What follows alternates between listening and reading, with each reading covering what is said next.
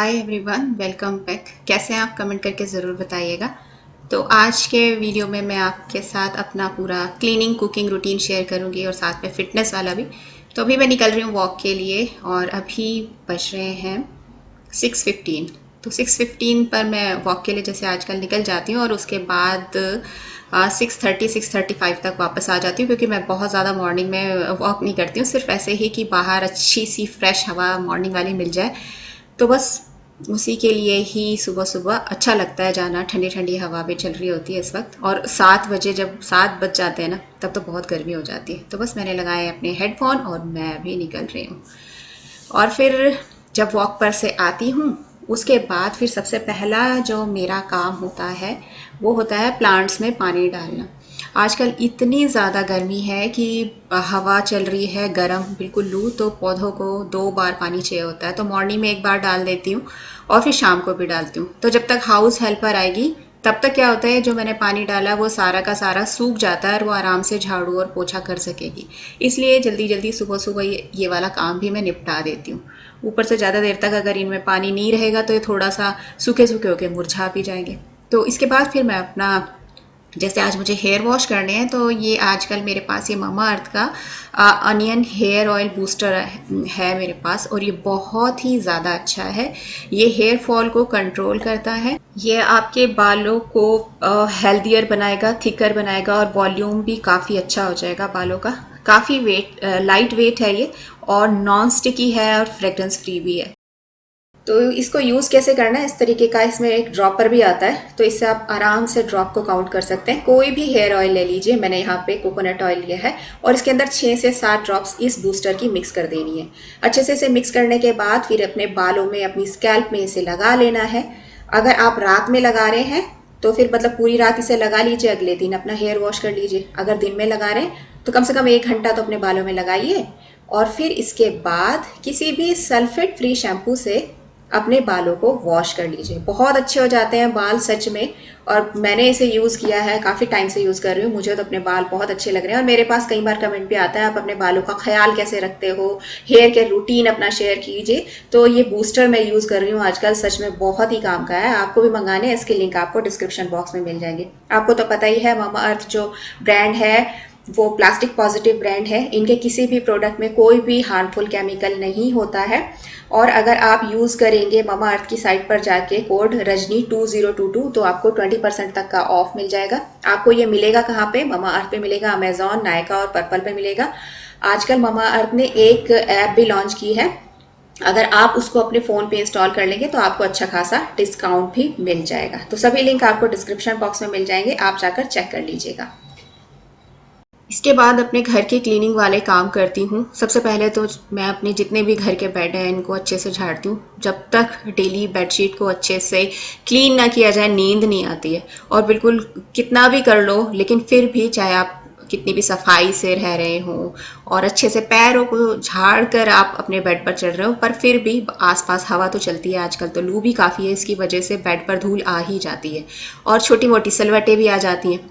तो वो जब तक बिल्कुल अच्छे से ठीक ना हो जाए ना, मुझे अपना घर अच्छा नहीं लगता है। जैसे ही आप अपनी बेडशीट को एकदम क्लीन कर लेते हैं ना, अच्छे से पूरा सेट कर लो अपने बेड के ऊपर, तो रूम अपने आप ही ना एकदम नया सा और क्लीन सा लगने लग जाता है। फिर जितने भी घर के डोर मैट्स वगैरह हैं, इनको हर रूम की बालकनी में अलग से झाड़ झाड़ कर ना बाहर फिर रख देती हूँ, क्योंकि हाउस हेल्पर के आने का टाइम हो जाता है। वो तो फिर ये सब चीज़ें नहीं करती है, और उसका काम तो सिर्फ झाड़ू और पोछे का होता है। सामने ये एक रस्सी सी आ रही कैमरा के आगे, पता नहीं कैसे आ गई, मैंने ध्यान नहीं दिया था।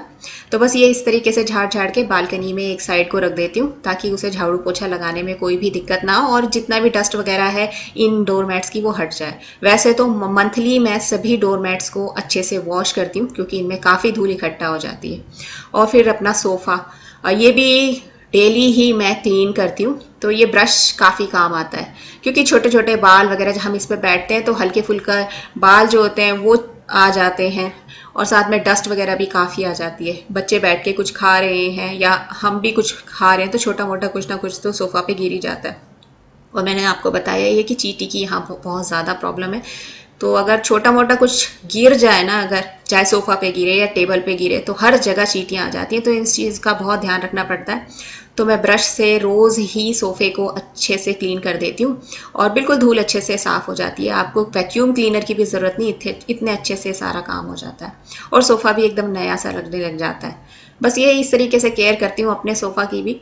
और फिर मतलब जितने भी डस्टिंग के भी जो काम है वो डेली करती हूँ, लेकिन किस तरीके से करती हूँ, जैसे कि जो चीज़ें मेरे घर में ऐसी हैं जो जिन पर आपके हाथ जो है वो बार बार लग रहे हैं, आप जहाँ पर बैठ रहे हैं, जैसे डाइनिंग टेबल हो गया, टीवी यूनिट हो गई, क्योंकि भाई हम बार बार टीवी ऑन करते हैं, उसके पास से गुजर रहे होते हैं, सेंटर टेबल हो गया और साइड टेबल्स हो गया, इनको तो मैं डेली ही क्लीन कर देती हूँ। हाँ, टीवी यूनिट का जो ऊपर वाला हिस्सा है वो वीक में एक बार क्लीन करती हूँ, और जब मुझे टीवी यूनिट को बहुत अच्छे से क्लीन करना है तो वो मंथ में एक बार ही होता है। और इस पर जैसे जो भी मैंने सामान रखे हुए हैं, डेकोरेटिव आइटम्स जो वॉश करने वाले होते हैं, तो उन्हें मैं मंथ में एक बार वॉश भी कर देती हूँ। कपड़े पर मैं अपना DIY क्लीनर पहले लगाती हूँ और जब हल्का सा गीला करके ही फिर सब कुछ मैं जितना भी अपना फर्नीचर वगैरह है वो क्लीन करती हूँ।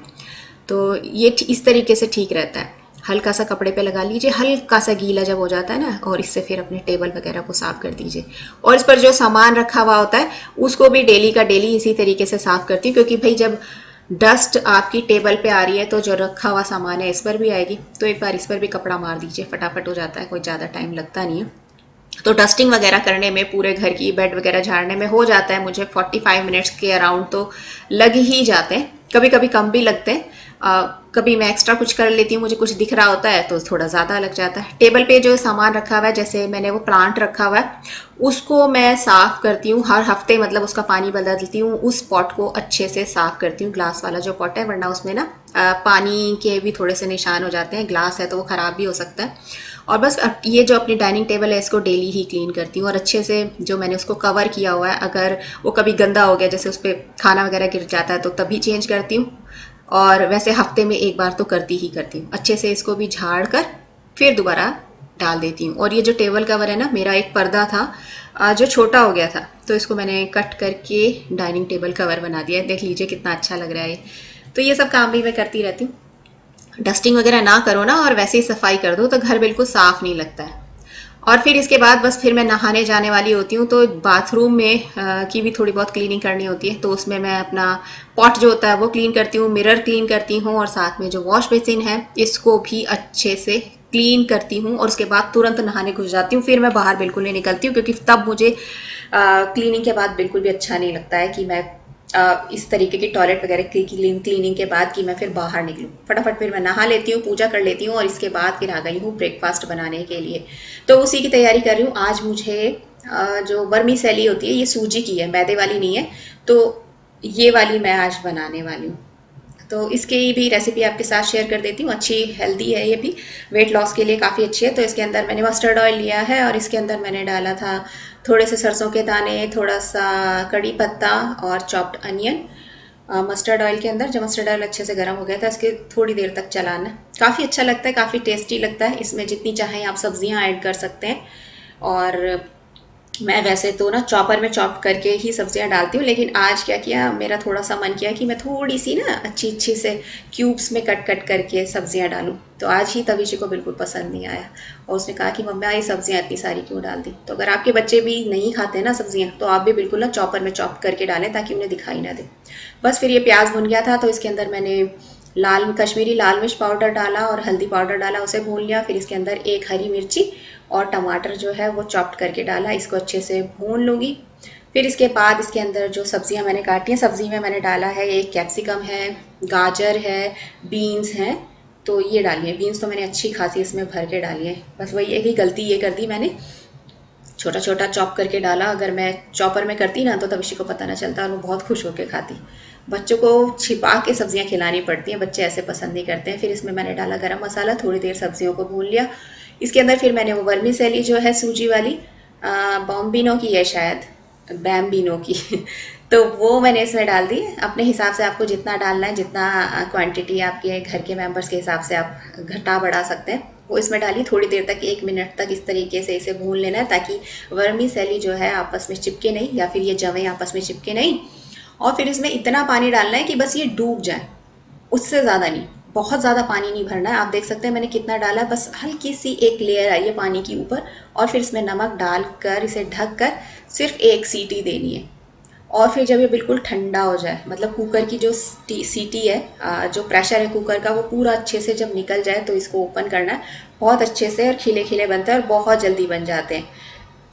इतने सारे काम करने के बाद ना, घर की साफ सफाई वॉक वगैरह करने के बाद हिम्मत नहीं बचती है और फिर मन करता है जल्दी जल्दी खा लो। आपको पता है कि मैं रात को भी बहुत ही कम आँच कर खा रही हूँ क्योंकि मैं डाइट फॉलो कर रही हूँ। तो फिर लगता है कि बस अब टूट पड़ो खाने के ऊपर। और अब मैंने एक चीज़ की है, पहले नहीं करती थी मैं, आजकल क्या करती हूँ, अगर हाँ आपके साथ कोई रेसिपी शेयर करती हूँ तब मैं अलग मेरा रूटीन होता है, लेकिन जब मैं वीडियो नहीं बनाती हूँ तो मैं क्या करती हूँ, दोपहर की खाने की तैयारी भी ना साथ के साथ ही कर लेती हूँ। मतलब नाश्ता वगैरह हो गया, अभी बर्तन रखे हैं मैंने वॉश नहीं किया है, काम वाली भी आके काम करके चली गई है, और मैंने फटाफट अब यहाँ ना दोपहर के खाने की भी तैयारी शुरू कर दी है। मुझे आज बनानी है कढ़ी। एक्चुअली ये खानी थी हमें संडे को मैं नहीं बना पाई, बिल्कुल सिंपल खाना खाना था, तो हफ्ते में एक बार तो थोड़ा सा चीट मील ले ही लेते हैं। तो मैंने यहाँ कढ़ी बनाई है, पकौड़े के साथ बनाई है, इसलिए चीट मील कह रही हूँ, क्योंकि बिना पकौड़े के कढ़ी अच्छी नहीं लगती है। तो बस यहाँ पर ये भी तैयारी करती रहूँगी, क्योंकि जो कढ़ी हम बनाते हैं ना, उसमें थोड़ा बहुत बेसन के जो बर्तन होते हैं वो भी अब जब मैं मॉर्निंग वाले बर्तन मांजूंगी तो साथ के साथ धुल जाएंगे। और साथ में कढ़ी के भी थोड़े बहुत जो होते हैं छींटे इधर उधर लग जाती हैं, तो जब मैं क्लीनिंग कर ही रही हूँ किचन की, तो वो भी साथ के साथ क्लीन हो जाएगा। और जब तक मैं अपनी किचन की सफाई करूँगी, कढ़ी भी पकती रहेगी, मैं वहीं खड़े खड़े अपनी कढ़ी को भी देखती रहूँगी। तो एक ही साथ ये सारे काम निपट जाते हैं। ऐसे अगर मुझे कोई सब्ज़ी वगैरह बनानी है, दाल वगैरह बनानी है, तब भी मैं अपनी किचन में साफ़ सफाई सी करती रहती हूँ, और वो काम भी साथ के साथ चलता रहता है, सफाई भी होती रहती है और दोपहर के खाने की भी कुकिंग जो होती है अपनी वो चलती रहती है। सामने मैंने कर्टेन इसलिए डाला है क्योंकि मैंने कैमरा इस साइड रखा था, सामने से क्या होता है फिर रोशनी बहुत ज़्यादा आती है तो बहुत ज़्यादा काला काला बना दिखाई देता है। इस वाली साइड से मैं बहुत ही कम फिर वीडियो बना पाती हूँ।